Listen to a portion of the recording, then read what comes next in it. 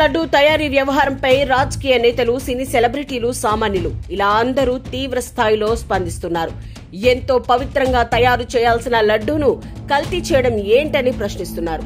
నిజంగా గత పాలకులు అలా చేసి ఉంటే వెంటనే సిబిఐ ఎంక్వైరీ వేసి విచారణ జరిపించాలని, నిజాలను నిగ్గు తేల్చి కఠినంగా శిక్షించాలని డిమాండ్ చేస్తున్నారు. ఈ నేపథ్యంలో డిప్యూటీ సీఎం పవన్ కళ్యాణ్ స్పందిస్తూ లడ్డూ తయారీలో నిజంగా కల్తీ జరిగి ఉంటే దోషులను శిక్షించేందుకు తమ ప్రభుత్వం కట్టుబడి ఉందని ఆయన ట్వీట్ చేశారు. అంతేకాకుండా దేశంలోని అన్ని దేవాలయ సమస్యలను పరిశీలించేందుకు సనాతన ధర్మ రక్షణ బోర్డు ఏర్పాటు చేయాల్సిన అవసరం ఉందని కీలక వ్యాఖ్యలు చేశారు.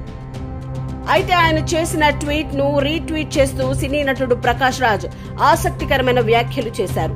డిప్యూటీ సీఎం గా ఉన్న పవన్ కళ్యాణ్ దీనిపై విచారణ జరిపించాలని, దోషులను కఠినంగా శిక్షించాలని ప్రకాష్ రాజ్ కోరారు. ఇంతవరకు బాగానే ఉన్నప్పటికీ ఆ తర్వాత ప్రకాష్ రాజ్ చేసిన వ్యాఖ్యలు అగ్గిరాజేస్తున్నాయి.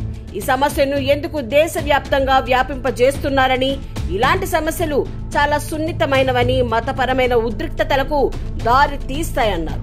సమస్యను విస్తరించడం మాని విచారణ జరిపించి దోషులను శిక్షించాలని పవన్ ను ట్యాగ్ చేస్తూ ప్రకాష్ రాజ్ రీట్వీట్ చేశారు. ప్రస్తుతం ఆయన చేసిన ట్వీట్ సోషల్ మీడియాలో వైరల్ అవుతోంది.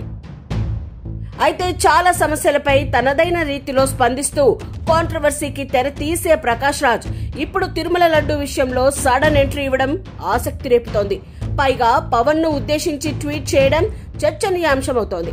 సినిమాల్లో మంచి సన్నివేశాలను పండించిన ఈ ఇద్దరు ఇప్పుడు పొలిటికల్ స్క్రీన్ పై విభిన్న మార్గాల్లో ఉన్న తరుణంలో ప్రకాష్ రాజ్ ట్వీట్ వెనుక పరమార్థమేంటన్న టాక్ ఇప్పుడు ఇండస్ట్రీలో వినిపిస్తోంది.